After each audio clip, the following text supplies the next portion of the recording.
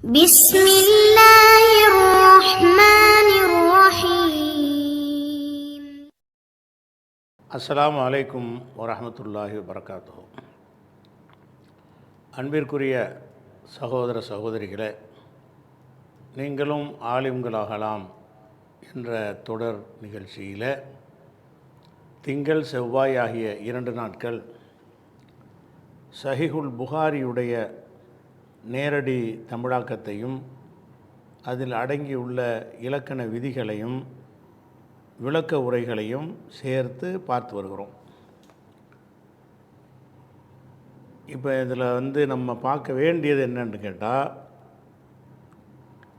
புகாரியில் 68வது ஹதீஸுக்கு முன்னாடி 67வது ஹதீஸ் முடிஞ்ச உடனே ஒரு பாடம்னு கொண்டு வந்திருக்கிறாரு. அந்த பாடத்துக்குள்ளே ஹதீஸ் எதையும் கொண்டு வரல, வசனங்களை தான் போடுகிறாரு. அதனால் அந்த வசனம் முடிஞ்சவுடனே அடுத்த பாடம் வந்துடும். ஹதீஸ் இந்த பாடத்தில் இல்லை. அந்த தொடர்ச்சி தான் நம்ம பார்க்க போகிறோம். அதாவது அறிஞர்களுக்கு சிறப்பு இருக்கிறது என்கிற ஒரு தலைப்பில் கொண்டு வந்து சில குர்ஆன் வசனத்தை கொண்டு இந்த ஆலிம்களுக்கு சிறப்பு இருக்குது என்று புகாரி எடுத்துக்காட்டினார். அந்த வசனம் இவர் சொல்லக்கூடிய அந்த அர்த்தத்தில் வரல. ஆலிம் என்று சொன்னால் அனைத்து விதமான அறிவை பற்றி தான் அந்த வசனம் பேசுகிறது என்பதை அந்த வசனம் எங்கே இடம்பெற்றிருக்கிறதோ அந்த இடத்தை காட்டி, அதுக்கு முந்தி உள்ள வசனத்தையும் சேர்த்து வாசித்து காட்டி உங்களுக்கு ஏற்கனவே விளக்கிட்டோம். அவர் காட்டக்கூடிய அந்த வசனத்தின் தொடரில் இன்னொரு வசனத்தை ஒகாலன்னா அல்லாஹ் சொல்கிறான், ஒகால் அல்லாஹு சொல்லுகிறான், ஹல் எஸ்தவி. ஹல்ங்கிறது கொஸ்டின் மார்க்கு. சமமாவார்களா? இஸ்தவா என்றால் சமமானான், எஸ்தவி என்றால் சமமாவான். ஹல் எஸ்தவி என்றால் சமமாவார்களா? ஹல் எஸ்தவி சமமாவார்களா? அல்லதீன யஅலமூன அறிந்தவர்களும், அறிவார்களே அத்தகையவர்கள் அப்படின்னு சொல்லாமல் அறிந்தவர்கள் என்று சொன்னாலே போதும். அல்லதீன யஅலமூன அறிந்தவர்களும், வல்லதீன லா யஅலமூன அறியாதவர்களும் சமமாவார்களா? அப்போ குர்ஆனில் இப்படி ஒரு வசனம் இருக்குது, அறிந்தவர்களும் அறியாதவர்களும் சமமாவார்களா? சமமாவார்களான்னு கேட்டு ஆன்சரை எதிர்பார்த்து உள்ள கேள்வி கிடையாது. இது சமமாக மாட்டார்கள் என்பதை சொல்வதற்கு தான் இந்த கேள்வி இப்படி கேட்பாங்க. 2 பேரும் சமமாவாங்களா? எப்படி சமமாவாங்க? அந்த அர்த்தம் இருக்குல்ல. இஸ்திஃபாம் கேள்விக்குறியாக இருந்தாலும் இந்த கேள்வி பதிலை எதிர்பார்க்குற கேள்வி இல்லை. இது சமமாக மாட்டார்கள் என்பதை சொல்வதற்கு அந்த மாதிரி கேள்வி முறையில் எல்லா மொழியிலையும் பயன்படுத்துவார்கள். அந்த வகையில் தான் இது வந்திருக்கு. ஹல் எஸ்தவில்லதீன யஅலமூன வல்லதீன லா யஅலமூன் அறிந்தவர்களும் அறியாதவர்களும் சமமாவார்களா? இது 39வது அத்தியாயத்தில் 9வது ஜுமரில் 9வது வசனத்தில் இருக்கிறது. இதை வைத்து என்ன செய்கிறாருன்னா, ஆலிம்களுக்கு பெரிய சிறப்பு இருக்கிறது. இந்த ஆலிம்னு சொன்னால் இந்த இது மதரசாவில் படிக்கிறாங்கள்ல, இவங்களை தான் மனசில் வச்சுக்கிட்டு இந்த வசனத்தை கையாளுகிறார். இந்த வசனம் இறங்கக்கூடிய காலத்தில் இந்த மாதிரி ஆலிம்களை இல்லை, வழங்குதா? இந்த குர்ஆன் வசனம் இறங்குற காலத்தில் எந்த மதரசா இருந்துச்சு? எதில் பட்டம் பெற்று வந்துட்டு இருந்தாங்க? குர்ஆன் இறங்குற காலத்தில் இல்லாத ஒரு அர்த்தம் பிற்காலத்தில் இவங்களாம் அந்த மதரசாக்கள்லாம் உண்டான பிறகு அதில் படிச்சுட்டு வர்றாங்களே, அவங்க தான் அறிந்தவர்கள்ன்ற இவங்களாகவே ஒரு முடிவு எடுத்துக்கொண்டு குர்ஆன் அதுக்கு எதை பற்றி அது பேசவில்லையோ அதை பற்றி பேசுவதாக ஒரு நினைத்து கொண்டு என்ன செய்கிறாங்கன்னா, எல்லா நூலாசிரியர்களும், அதாவது மார்க்கம் படித்த அறிஞர்கள்னு சொல்லக்கூடிய எல்லாருமே மிஸ்யூஸ் பண்ணுறாங்க இந்த குர்ஆனுடைய வசனங்களை. இங்கே என்ன சொல்லப்படுது? அறிந்தவர்களும் அறியாதவர்களும் சமமாவார்களான்றவுடனே என்ன மாதிரி அவங்க சித்தரிக்கிறாங்கன்னு கேட்டால், மதரசாவில் படிச்சுட்டு வராங்க மௌலவிகள். ஆலிம்னா என்ன அர்த்தம்? ஆலிம்னு பட்டம் வாங்கினவங்க, மௌலவி பட்டம் வாங்கினவங்களும் பட்டம் வாங்காதவங்களும் சமமாவார்களா என்பது தான் இதனுடைய அர்த்தம். ஆலிம்களுக்கு அப்படிப்பட்ட ஒரு சிறப்பு இருக்குது அப்படின்னு காட்டுவதற்காக வேண்டி இந்த வசனத்தையும் புகாரி இமாம் அவர் பயன்படுத்துகிறார். இது புகாரி மட்டுமில்லை, எல்லாருமே இந்த ஒரு கோணத்தில் தான் பயன்படுத்துகிறார்கள். ஆனால் இந்த வசனமும் இவங்க சொல்லக்கூடிய இல்மை சொல்லவே இல்லை. இந்த வசனம் அறிந்தவர்கள்னு சொல்வது யாரை, அறியாதவர்கள் என்று சொல்வது யாரை அப்படின்னு சொன்னால், இது 9வது வசனம் தானே, 39வது சூறாவில் 9வது வசனம். அப்போ 8லேருந்து நம்ம பார்ப்போம். அதான் 9வது வசனம் தான் இருக்குது பாருங்களேன். 9வது வசனத்தை முழுசாக பார்ப்போமே, 8 கூட வேணாம். 9வது வசனத்தில் இதுதான் 9வது வசனம். அவர் எதை போடுறாருன்னு புகாரி எடுத்து போட்டிருக்காருன்னா இவ்வளவு தான் போட்டிருக்கிறாரு. ஹைலைட் பண்ணி காட்டியிருக்கிறான்ல, இந்த ஹைலைட் பண்ணி காட்டிய வாசகத்தை தான் ஆலிம்களுக்கு சிறப்பு இருக்குது என்பதற்கு ஆதாரமாக புகாரி வெளியிட்டிருக்கிறார். ஆனால் இந்த வசனத்துக்கு முற்பகுதி ஒன்று இருக்கிறது, இந்த வசனத்துக்கு பின்னால் உள்ள பகுதியும் இருக்கிறது. மொத்தமாக சேர்த்து வைத்தோம் என்று சொன்னால் இது யாரை குறிக்கிறது, அறிந்தவர்கள் என்று சொன்னால் யார் அது குறிக்கும் என்பதை இந்த வசனமே விளக்கிறது. யாருடைய தஃப்சீரும் தேவையே கிடையாது. அது என்ன சொல்லுகிறது என்று சொன்னால், அம்மன் ஹுவ காணித்துன் ஆனா லைலி, ஆனான்னா நேரங்கள்னு அர்த்தம். லைலுன்னா இரவு நேரங்கள், இரவு நேரங்களில் சாஜிதன் சஜிதா செய்தவனாகவும், ஓ காயிமன் நின்ற நிலையிலும், அம்மன் ஹுவ காணித்துன்னா இறைவனுக்கு பணிந்து நடப்பவன். அம்மன் ஹுவ காணித்துன் ஆனா லைலி இரவு நேரங்களிலே பணிந்து நடப்பவன், சாஜிதன் சஜிதா செய்தவனாக, வ காயிமன் நின்றவனாக, யஹ்தருல் ஆஹிரா ஆஹிரத்தை அஞ்சியவனாக, ஒ எர்ஜூ ரஹ்மத்த ரப்பிஹி இறைவனுடைய அருளை எதிர்பார்த்தவனாக இப்போ வணங்குறானே அவனும் மற்றவர்களும் சமமாவார்களா அப்படிங்கிறத சொல்வதற்கு தான் இந்த வசனம் ஆரம்பிக்குது. இந்த வசனம் என்ன சொல்லுதுன்னு கேட்டால், ஒருத்தன் ராத்திரி பகலாக நின்று வணங்குறான், சஜிதாவுலே கடந்து வணங்குறான், ஆகிரத்தை பற்றி எப்போ பார்த்தாலும் பயந்துக்கிட்டே இருக்கிறான், அல்லாவுடைய ரஹ்மத்தை எதிர்பார்த்துக்கிட்டே வாழ்ந்து கொண்டிருக்கிறான், இவனும் மற்றவனும் சமமாவார்களா அப்படின்னு கேட்டுட்டு தான் அல்லாஹ் என்ன செய்கிறான்னு கேட்டால், ஹல் எஸ்தவில்லதீன யாலமூன் வல்லதீன லா யாலமூன் அறிந்தவனும் அறியாதவனும் சமமாவார்களா. அப்போ இந்த அறிந்தவன் என்று இங்கே யாரை சொல்லப்படுதுன்னு கேட்டால், அல்லாவை பயப்படுறவன், அல்லாவுடைய ரஹ்மத்தை எதிர்பார்க்குறவன், ஆகிரத்தை பற்றி அஞ்சுறவன், ராத்திரி பகலாக சஜிதாவுலையும் நிலையில நின்று அல்லாவை பணிஞ்சவன், இந்த தன்மை உள்ளவர்களைத்தான் அல்லாஹ் ஆலிம்கள்னுங்க சொல்கிறான். ஆலிம் என்பது நல்ல அல்லாவை புரிந்து இபாதத்து செய்கிறாங்கள்ல அவங்கள குறிக்கக்கூடியதை சொல்லிட்டு தான் இந்த அறிந்தவர்களும் அறியாதனும் சமமா. ஒருத்தன் 7 ஏடா படிச்சிருக்கிறான், அவன் ராத்திரி பகல நின்று வணங்க மாட்டேங்கிறான், ஆகிரத்தை பற்றி பயமே கிடையாது, அல்லாவுடைய ரஹமத்தை பற்றி எந்த ஒரு எதிர்பார்ப்பும் அவனுக்கு கிடையாது, ஒரே காசு பொருளாக இருந்தால் நோக்கமாக இருக்கிறது. இப்படியா ஒருத்தன் இருந்தானேயானால் அவன் ஆலிமில் வருவானா? இந்த வசனம் யார் ஆலிம்னு சொல்லுது? ஹல் எஸ்தவில்லதீன யாலமூன் வல்லதீன லா யாலமூன்ங்கிறது அறிந்தவரும் அறியாதனும் சமமாக வரலான்னு சொல்லிவிட்டு இவங்க அறிந்தவருக்கு என்ன அர்த்தம் வைக்கிறாங்க? இவங்க யார் ஆலிம் என்று இவங்களா ஒரு பட்டம் கொடுத்து வைத்திருக்கிறார்களோ அவங்களத்தான் இவங்க நினைக்கிறாங்க. ஆனால் இந்த வசனம் எதை சொல்லுதுன்னு கேட்டால், ஆகிரத்துக்கு பயந்தவனும் அல்லாவுடைய ரஹமத்தை எதிர்பார்க்கிறவனும் ராத்திரி நேரங்களில் சஜிதாவில் வீழ்ந்து வணங்குறவனும் இவன் தான் வந்து அறிஞ்சவன், இவனும் இப்படி செய்யாதவனும் சமமாவார்களா? அப்போ அல்லாஹ் வந்து இந்த வசனத்தில் ஆலிம் என்று சொல்வது, அறிந்தவர் என்று சொல்வது இறைவனை புரிந்து அறிந்து அஞ்சி நடக்கிறவன் அர்த்தம். அதாவது வணக்க வழிபாடுகளில் நல்ல தன்னை மூழ்கடித்து கொண்டவன் என்று அர்த்தம். எதை எடுத்தாலும் ஆகிரத்தை முன்னிறுத்தியே சிந்திக்கிறவன் என்று அர்த்தம்.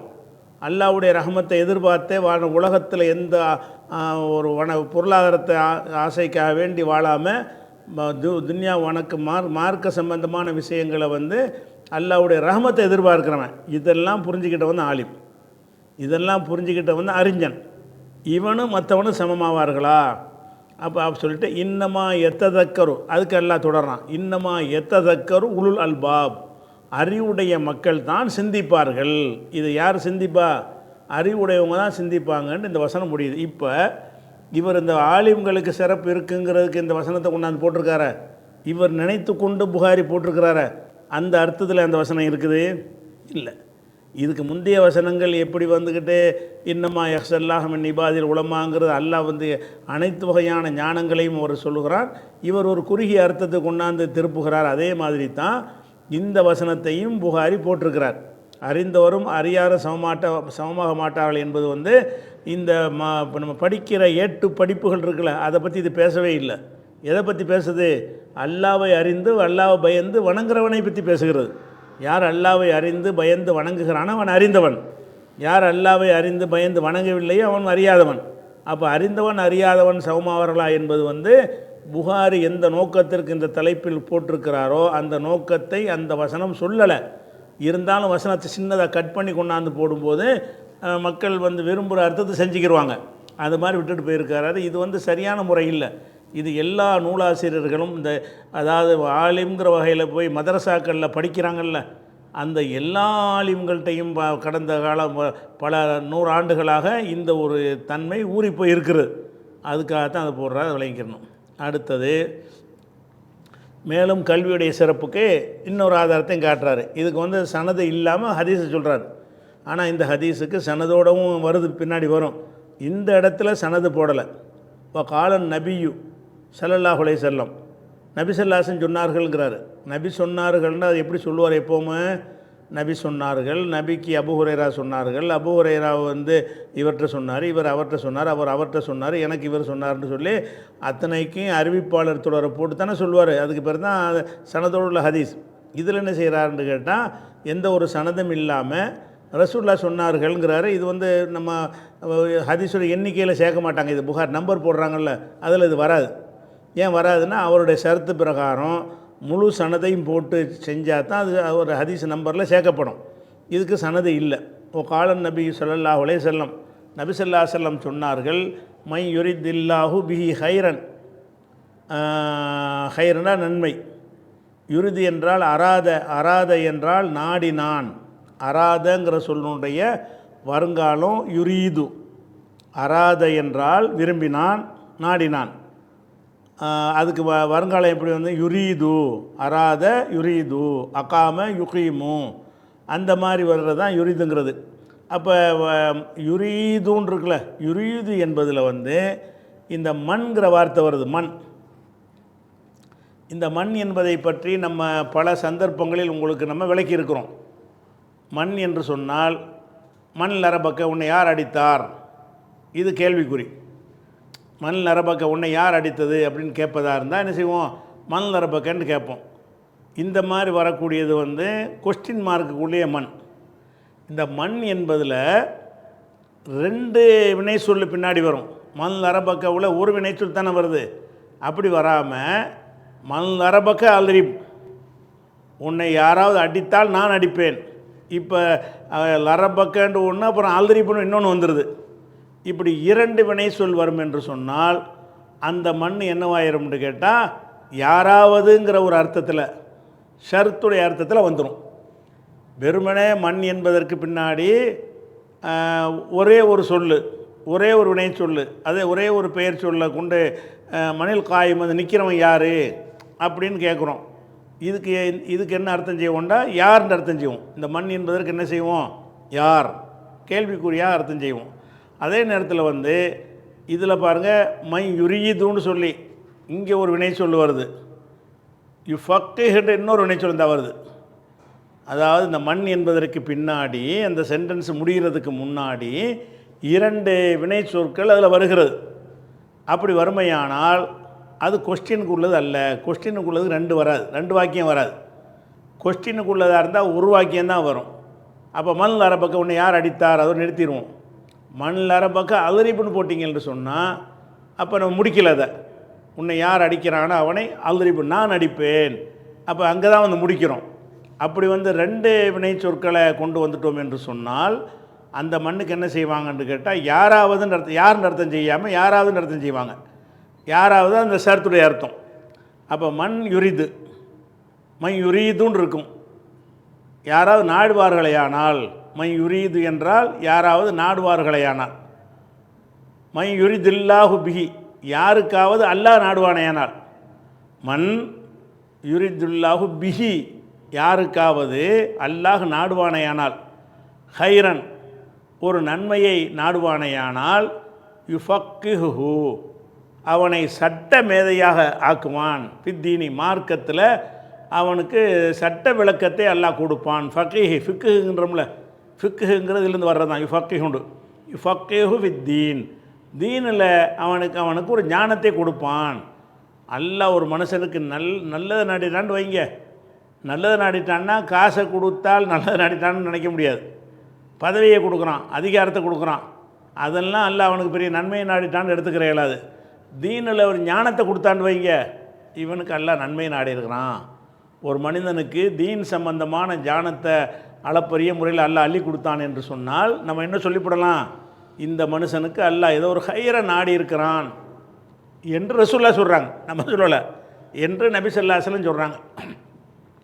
இப்போ மறுபடி வாங்க, மை யுரீதுன்னு வருதில்ல, அதனுடைய அசல் அதனுடைய வாசம் அசல் என்னன்னு கேட்டால் மை யுரீதுன்னு இருக்கும்.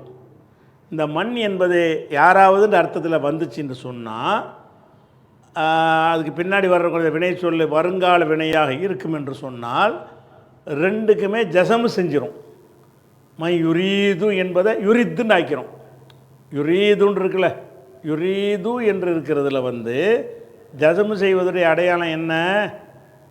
ஜசமு செய்கிறது என்னது? யுரீதுன்னு இருக்குல்ல, யுரித் யுரீதுன்னு சொல்லும் பொழுது அந்த மண் போட்டு என்னவாயிரும்னு கேட்டால் யுரீதுன்னு இருக்குல்ல, யுரீது ஏரே ஏ தாள்னு இருக்குது.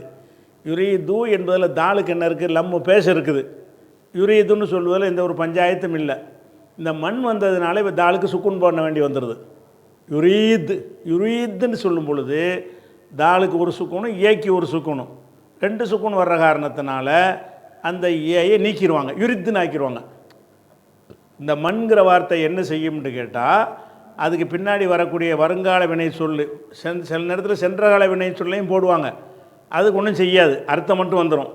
வருங்கால வினை சொல்லாக இருக்கும் என்று சொன்னால் அதுக்கு ஷருத்தாக வரக்கூடிய வினை சொல்லையும் ஜசமு செய்யும். ஜவாபாக வரும்ல, இப்படி வந்தால் இப்படி செய்வேன், இப்படி வந்தால் என்று சொல்வது ஷருத்து, இப்படி செய்வேன் என்று சொல்லுவது ஜவாபு, ஜஸா என்று சொல்வார்கள். அப்போ ஷருத்துலையும் ஜஸாவுலையும் அந்த மண் என்பது என்ன செய்யும்னா ஜசமு செய்யும், அதாவது சுக்கூன் செய்யும். சுக்கூன்னு சொல்லக்கூடாது, நீங்கள் புரிஞ்சுக்கிறதுக்காக வேண்டி ஜசமு செய்யும். இப்போ அதனால தான் என்ன செய்யிருக்கேன்டா, இதனுடைய அசல் யுரீதுன்னு இருந்திருக்கும். இந்த மண் யுரீதுன்னு போட்டிருக்குல்ல, அது எப்படி இருக்கும்னா யுரீது என்று இருக்கும். இந்த மண் வந்தவுடனே யுரீதுங்கிறதுல உள்ள தாளுக்கு என்ன ஆயிரும்? சுக்குன் ஆயிரும், யுரீத் என்று வந்துடும். அப்போ ஏக்கு ஒரு சுக்குன்னு தாளுக்கு ஒரு சுக்குன்னு ஏயை போய்கிட்டு யுரித் என்று இது மாறிக்கிறோம். அதுக்கடுத்து அல்லாஹுன்ற அடுத்து வருது. அல்லாஹ்வுள்ள உள்ள அந்த அலிஃபு வசூலுடைய ஹம்சா அது போயிடும். அலிஃபை வாசிக்க மாட்டோம்ல, பிஸ்மில்லாஹி பிஸ்மி அல்லாஹின்ற படிப்போம். முதல் துவக்கத்தில் சொன்னால் தான் அல்லாஹ் அலிஃபை வாசிப்போம். அப்படி இல்லைன்னா இல்லல்லாஹ் இல்லா அல்லாஹ்ன்ற சொல்கிறோம். லா இலாஹ இல்லல்லாஹுன்னு சொல்லுவோமே தவிர இல்லா அல்லாஹுன்னு சொல்ல மாட்டோம். அந்த அல்லாஹ்வுடைய அலிஃபு வேறு எதையாவது சேர்த்தோம்னா போயிடும். அந்த அடிப்படையில் அந்த அல்லாஹ்வில் லாமுக்கு சுக்கூன் இருக்குது, லாமுக்கு ஒரு சுக்கூன் இருக்கிறது, தாலுக்கு ஒரு சுக்கூன் இருக்குது. யுரித் இல்லாஹுன்னு வாசிக்க இயலுமா? வாசிக்க இயலாது. இரண்டு சுக்கூன் வந்துருச்சுன்னு சொன்னால் அசாக்கின இதா ஹுர்ரிக்க பில் கசரி, சுக்கூன் பெற்ற எழுத்துக்கு ஹரக்கத்து செய்ய வேண்டிய நிலை ஏற்பட்டால் கசரைத்தான் செய்யணும். அதனால தான் கசர் பண்ணியிருக்காங்க. யுரிதீன்னு வந்திருக்கு. மை யுரிதில்லாஹு, இதனுடைய அசல் என்ன? மை யுரிது என்று ஆகி அந்த யுரிதுவில் ஏ போய் யுரித் என்று ஆகி அந்த யுரித் என்பதோடு அல்லாவை சேர்த்ததுனால ரெண்டு சுக்கூன் ஏற்பட்டு யுரிதி என்று ஆகிவிட்டது. அப்போ மை யுரிதில்லாஹு பிஹி, யாருக்கு அல்லாஹ் நாடுகிறானோ ஹைரன் நன்மையை நாடுகிறானோ, யுஃபக்கிஹு என்று வரணும். யுஃபக்கிஹு ஹேக்கி லம்மு வரணும். முதல் ஹேக்கி, ரெண்டாவது ஹேக்கி லம்மு வரணும். லமீர் அது ஒரு விஷயம். முதலாவது வர அந்த ஹாவுக்கு என்ன வரணும்? லம்மு வரணும். இங்கே லம்மு வரல, சுக்குன் வந்திருக்கு. ஏன் சுக்குன் வந்திருக்குது? அந்த மண் என்பதற்கு இது ஜவாபு. நாடுகிறானோ அது ஷர்த்து, வழங்குவான் அது ஜவாபு. அப்போ யுஃபக்கிஹு என்று இருந்ததை யுஃபக்கு என்று சுக்குனாக ஏன் மாறுனுச்சுன்னு கேட்டால் மண் என்கிற அந்த ஷர்த்துக்கு இது ஜவாபாக வந்திருக்கிறது. அப்போ யாருக்கு அல்லாஹ் நன்மையை நாடுகிறானோ யுஃபக்கிஹு, அவனை ஃபகீஹாக நிபுணராக அல்லாஹ் ஆக்குகிறான். ஃபித்தீனி, மார்க்கத்தில் நிபுணத்துவம் பெற்றவனாக ஆக்குகிறான். ஃபகீஹ்னா நிபுணர்னு அர்த்தம். அப்போ ஒரு மார்க்கத்தில் ஒருத்தனை நிபுணத்துவம் பெற்று இருந்தானேயானால் அவனுக்கு அல்லாஹ் ஒரு நன்மையை நாடி இருக்கிறான். நிறைய விஷயத்தை சரியாக அறிஞ்சிக்கிறான்ல, அதனால் ஒரு நன்மையை நாடி விட்டான் என்று நபி ஸல்லல்லாஹு அலைஹி வஸல்லம் சொன்னார்கள்னு அதிசயம் கொண்டாந்து போடுறாரு. இதுக்கு என்ன செய்யலை? ஒரு சனது போடலை. அதுதான் கல்வியுடைய சிறப்பை சொல்கிறார். மேலும் சொல்கிறாரு புகாரி இமாம் சொல்கிறாரு, ஓ இன்னமல் இல்மு, கல்வி என்பது பித்த அல்லுமி, கற்பதன் மூலம்தான். இன்னமாவுக்கு அர்த்தம் நம்ம இங்கே தான் செய்யணும். இன்னமாண்டா தான், அவன்தான், இவன்தான், அதுக்கு உள்ள வார்த்தை இன்னமாங்கிறது. அப்போ இன்னமல் இல்முண்டா இல்முக்கு மட்டும் அர்த்தம் செய்யணும். இன்னமல் இல்மு, கல்வி என்பது பித்த அல்லுமி, கற்பதன் மூலம்தான் கிடைக்கும். கல்வி கற்பதன் மூலமாக தான் கிடைக்கும் அப்படிங்கிற மாதிரி என்ன செய்கிறாருன்னு கேட்டால் ஒன்று சொல்கிறார். அப்போ இது அந்த ஹதீஸை சொல்லிவிட்டு அதை நீங்கள் தப்பாக புரிஞ்சிக்கிறக்கூடாதுங்கிறதுக்காக வேண்டி புகாரி என்ன செய்கிறாருன்னா, அவர் ஒரு விளக்கத்தை இந்த சொல்லை கொண்டு நமக்கு உள்ளே நுழைக்கிறார். என்ன நுழைக்கிறாருன்னு கேட்டால், நீங்கள் அல்லாஹ் நன்மையை நாடிட்டான்னு வைங்க, நன்மையை நாடிட்டான்னா மார்க்க ஞானத்தை கொடுப்பான்னா வஹீலே கொடுப்பான். ஒரு மனுஷனுக்கு அல்லாஹ் நன்மையை நாடிட்டான், அவனுக்கு மார்க்க ஞானத்தில் சட்ட நிபுணர் ஆக்குவான்னு சொல்லிட்டு அவன் ஓதவும் போக மாட்டான், படிக்கவும் போக மாட்டான், புஸ்தகத்தையும் படிக்க மாட்டான், குரானையும் ஓத மாட்டான், ஹதீஸையும் படிக்க மாட்டான், ஆனால் நிபுணர் ஆயிடுவானா? அல்லாஹ் நிபுணர் ஆக்குவானுக்கு அர்த்தம் என்ன?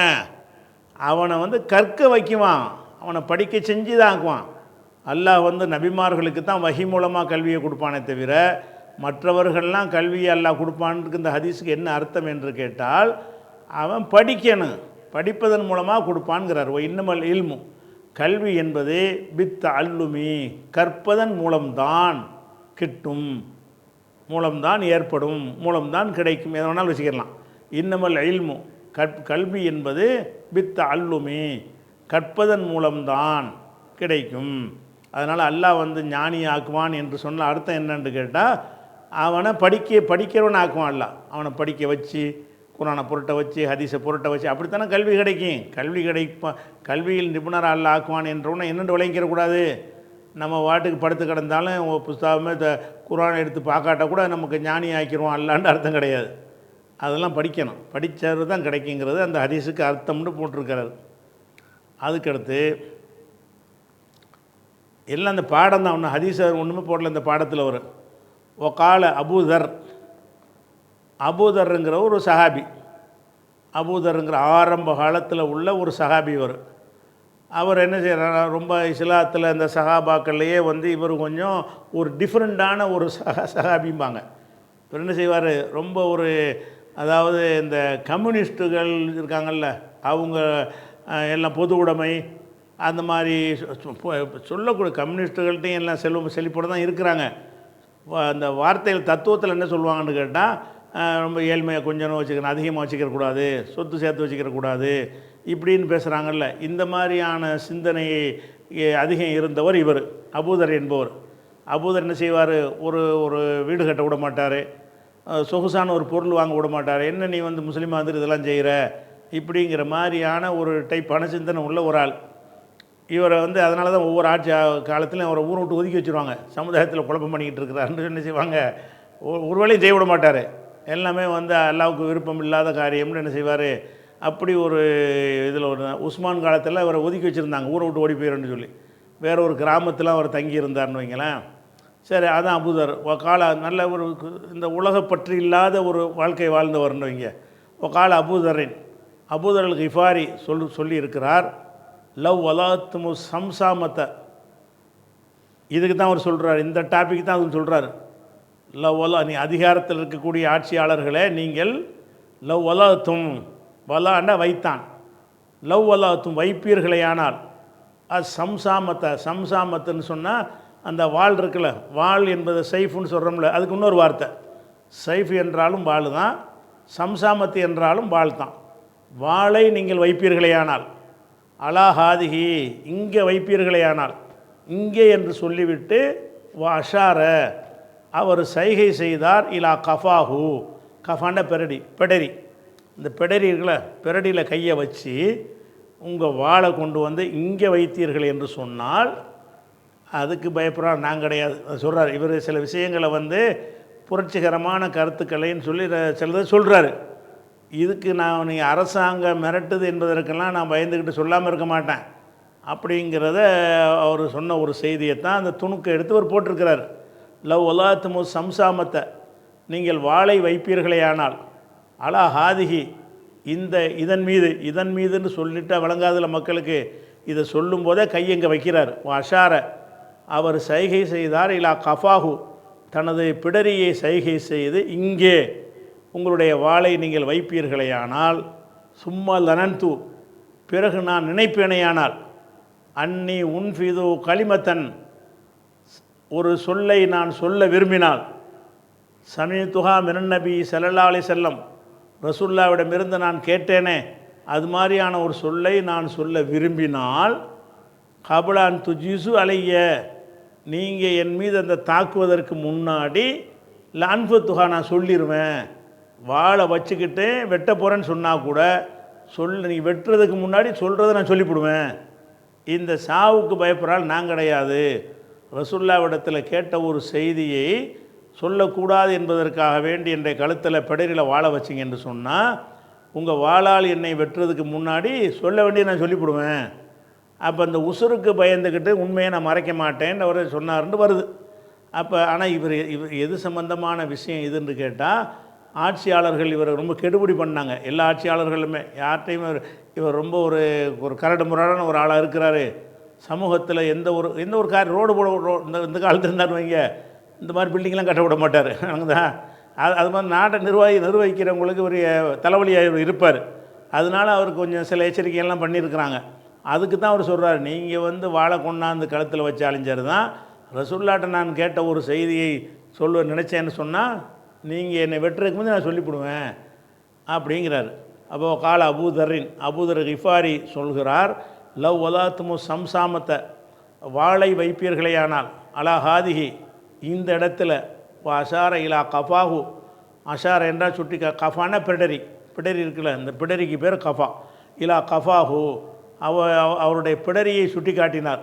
சுட்டி காட்டி இந்த இடத்தில் நீங்கள் வாளை வைத்து சும்மா லரன் தூ பிறகு நான் நினைப்பேனேயானால், நீங்கள் வாழை வச்சுவிட்டீங்க, நான் நினைப்பேனேயானால், அன்னி உன்ஃபிது கலிமத்தன் நான் ஒரு கலிமாவை ஒரு சொல்லை, உன்ஃபிது என்றால் அதை சொல்வது எடுத்து சொல்வது, உன்ஃபிது கலிமத்தன் ஒரு கலிமாவை எடுத்து சொல்ல நான் நினைத்தேனேயானால், எந்த கலிமா, சமீதுஹா மினன் நபி ஸல்லல்லாஹு அலைஹி வஸல்லம் ரசூலுல்லாஹ்விடத்தில் நான் கேட்டேனே அந்த மாதிரி ஒரு கலிமாவை நான் எடுத்து சொல்ல நினைத்தேனேயானால், எதுக்குள்ள கபல அன் துஜீசு அலைய என் மீது நீங்கள் தாக்குறதுக்கு முன்னாடி சொல்ல நினைத்தேனேயானால், இல்லை அன்ஃபத்துஹா நான் சொல்லிடுவேன்.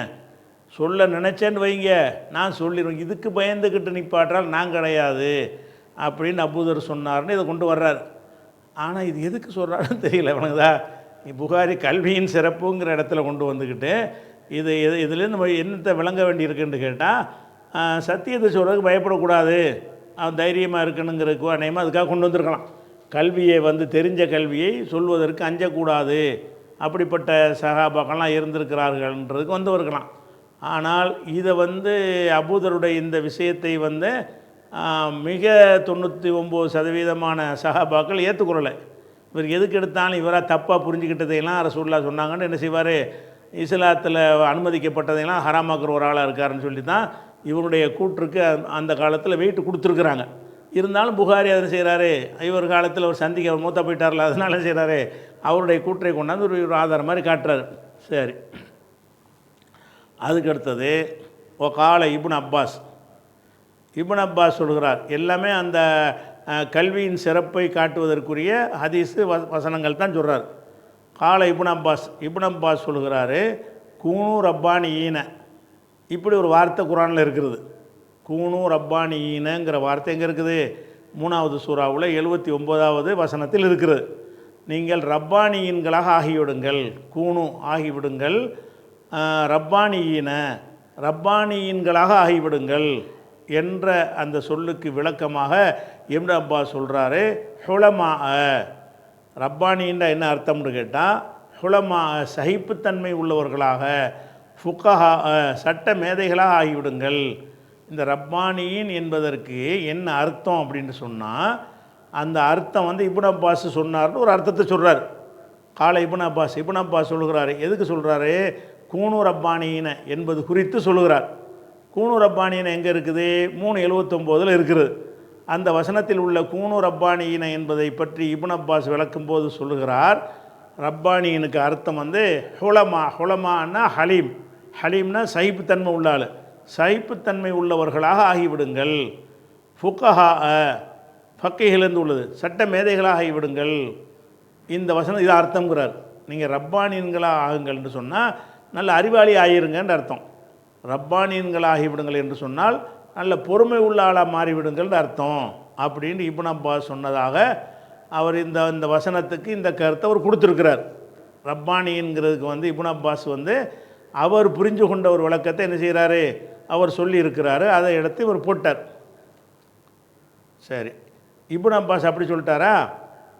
ஒயுகாலு மேலும் சொல்லப்படுகிறது, ஒயுகாலுன்னா மேலும் சொல்லப்படுகிறது, ரப்பானியு ரப்பானி என்பவர் வந்து அல்லது யுரப்பின் நாச மக்களை வந்து பராமரிப்பவர், பி சிகாரில் இல்மி கபுல கிபாரிஹி கல்வியில் சின்ன விஷயங்களை முதல்ல எடுத்து சொல்வார். கபுல கிபாரிஹி பெரிய விஷயத்துக்கு முன்னாடி சின்ன விஷயத்தை சொல்லி மாணவர்களை பயிற்றுவிக்கிறார்ல, அவருக்கு பேர் தான் ரப்பானி.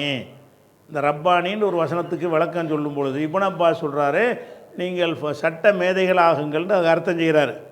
ஆனால் இன்னும் சில பேர் என்ன செய்கிறாங்கன்னு கேட்டால், ரப்பானின்னா யார் என்று கேட்டால், ஒரு ஆசிரியர் மாணவர்கிட்ட சொல்லி கொடுக்கும் பொழுது அந்த ஆர்டர் படி ஒரு சொல்லிக் கொடுக்கணும்.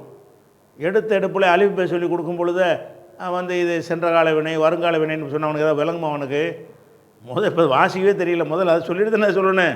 அதாவது சின்ன விஷயங்களை சொல்லிவிட்டு பெரிய விஷயங்களை அப்புறம் சொல்கிறார்ல, அந்த அந்த சிஸ்டமேட்டிக்காக கொண்டு வர்றார்ல, அப்படி நடத்துகிற ஒரு ஆசிரியர் தான் ரப்பானி என்று விளக்கம் சொல்லியிருக்கிறாங்களாம். யுகாலு கூறப்பட்டுள்ளது ரப்பானியு ரப்பானி என்பவர் அல்லது யுரப்பின் நாச மக்களை வந்து பயிற்றுவிப்பவர், பி சிகாரில் இல்மி இல்முன்னா கல்வி, சிகார்னா சின்னது, சகீருங்கிறோம்ல, பி சிகாரில் இல்மி கல்வியில் சிறிய கல்வியை கொண்டு பயிற்றுவிப்பார். கபுல கிபாரிஹி அந்த கல்வியில் பெரிய கல்விக்கு முன்னாடி, பெரிதான விஷயங்களுக்கு முன்னாடி சிறிதான விஷயங்களை சொல்லி மக்களை தயார்படுத்துறவர், பயிற்றுவிப்பவர், அவர் தான் ரப்பானி. அல்லாஹ் வந்து ரப்பானியன்களாகுங்கள்னு அல்லாஹ் சொல்லிவிட்டான். இந்த ரப்பானியனுக்கு என்ன அர்த்தங்கிறதுக்கு வந்து இப்னு அப்பாஸ் ஒரு அர்த்தம் சொன்னார்னு கொண்டாந்து அங்கனுக்குள்ளே போடுறாரு. சரி, இன்னும் சில பேர் இப்படி சொல்லியிருக்காங்களாம், ரப்பானி ஆகுங்கள்டா என்ன அர்த்தம்? நீங்கள் பிள்ளைகளுக்கு சொல்லிக் கொடுக்கும்போது சின்ன விஷயத்தை முதல் சொல்லிவிட்டு பெரிய விஷயத்தை அப்புறம் சொல்லிக் கொடுங்க அப்படின்னு இவர் ஒரு அர்த்தம் சொல்லிடுறாரு. ஆனால் இது ரெண்டுமே வந்து இது புகாரியுடைய ஒரு தவறான புரிதல் தான். இது ரப்பானியனுக்கு ஒரு அர்த்தம் செய்கிறதுக்கு இப்னு அப்பாஸ் சொல்கிறதுக்கு வந்து இது வந்து அவர் சொல்கிற விளக்கம் தான். இது முதல்ல ரப்பானிங்கிற வார்த்தையுடைய அகராதி அர்த்தம் என்ன? ரப்பானி ஆகுங்கன்னு அல்லாஹ் சொல்கிறான்னு சொன்னால், இவர் அல்லாஹ்வுடைய வசனத்துக்கே தப்பான அர்த்தத்தை யாரோ சொல்லியிருக்கிறாங்க. அந்த அர்த்தத்தை கொண்டாந்து இவர் என்ன செய்கிறாரு, அதுதான் அர்த்தங்கிற மாதிரி நமக்கு திணிக்கிறார். என்ன செய்கிறாரு, நீங்கள் ரப்பானியன்கள் ஆகிவிடுங்கள் அப்படின்னு சொன்னால், நீங்கள் ஆசிரியர்களுக்கு சொல்லப்பட்ட கட்டளை இது. ஆசிரியர்கள் என்ன செய்யணும்னு கேட்டால், பெரிய விஷயத்தை சொன்னதுக்கு முன்னாடி சின்ன விஷயத்தை சொல்லி கொடுத்துருங்க, அதுக்கு பிறகு பெரிய விஷயத்தை சொல்லுங்கள் அப்படிங்கிறத தான் இந்த வசனம் சொல்லுகிறது அப்படின்னு சொல்லி சிலர் சொல்லியிருக்கிறாங்களாம். அதை கொண்டாந்து இங்கனுக்குள்ளே போடுறாரு. இந்த ரப்பானிங்கிற வசனத்துக்கு விளக்கம் சொல்கிற பாடமும் இது இல்லை. சும்மா இவராக கொண்டாந்து ரப்பானின்னு ஆகிட்டு இந்த வசனத்தை போட்டுவிட்டு, ரப்பானியன்கள்னா என்ன அர்த்தம் தெரியுமா, இப்னு அப்பாஸ் என்ன சொன்னார் தெரியுமாங்கிறார். இது என்னத்துக்கு இங்கே கொண்டாந்து இதை சொல்கிறாரு? இந்த ரப்பானியின் ஆகிவிடுங்கள் என்பதை வந்து இந்த இடத்துல இப்னு அப்பாஸ் சொல்ல கொண்டாந்து போட வேண்டிய இந்த பாடத்துக்கு சம்மந்தமும் இல்லை. ரப்பானிக்கு தான் அர்த்தம்னா அகராதியில் அந்த அர்த்தம் இருக்கணும். அகராதி அர்த்தத்தில் வச்சு விளக்கிட்டு அகராதியிலேருந்து தாண்டி வேறு ஒரு அர்த்தம் கொடுத்தாலும் ஒரு நியாயம் இருக்கிறது. அந்த அடிப்படையில் அவர் பேசலை. இந்த ரெண்டுமே வந்து சரியான விஷயமா இல்லை. எப்படி, அதாவது இப்னு அப்பாஸ் சொல்கிறாரு, கூனு ரப்பானியின நீங்கள் ரப்பானி ஆகிவிடுங்கள்னு அல்லாஹ் சொல்கிறானா. அதுக்கு என்ன அர்த்தம் தெரியுமா, சட்ட மேதைகள் ஆகிவிடுங்கள் அப்படின்னு இப்னு அப்பாஸ் சொன்னாராம். அவர் சொன்னது சரியானதையும் பார்க்கணும்ல, சொல்லிட்டாரு. சரி, யுகாலு இன்னும் சொல்லியிருக்கிறாங்க, யார் சொன்னார்னு தெரியல. யுகால்னா சொல்லப்படுகிறது. என்ன சொல்லப்பட்டிருக்கிறது, பெரிய விஷயத்துக்கு முன்னாடி சின்ன விஷயத்தை சொல்லி கொடுக்குறவர். ரப்பானி உள்ளதி யுரப்பின் நாசபி சிகாரில் இல்மி கபுல கிபாரிஹி பெரிய விஷயங்களுக்கு முன்னாடி சிறிய கல்வியை கொண்டு மக்களை பயிற்றுவிப்பவர் தான் ரப்பானியே அப்படின்னு சொல்லப்பட்டிருக்குங்கிறார். இந்த ரெண்டுமே அவர் போட்ட தலைப்புக்கு சம்பந்தம் இல்லை. அந்த ரப்பானியின் ஆகுங்கள்ங்கிறது வந்து இதை சொல்லவும் இல்லை. அதுக்குரிய ஆதாரத்தை நான் சொல்கிறேன். இதை சொல்லவும் இல்லை. தவறான முறையில் இந்த வசனத்துக்கு சில பேர் இப்னு அப்பாஸ் விளக்கம் அதுக்கு சனது ஒரு போடலை. இப்னு அப்பாஸ் சொன்னார்னு போட்டிருக்கிறாரு, கூறப்படுதுன்னு போட்டிருக்கிறாரு. அப்போ உண்மையில் இந்த கூனு ரப்பானின்னு அவர் எடுத்த காரணத்தினால அதனுடைய சரியான விளக்கம் என்பதை நம்ம தனியாக தான் நம்ம பார்க்கணும். அதை இன்ஷா அல்லாஹ் நாளைக்கு பார்ப்போம். அதை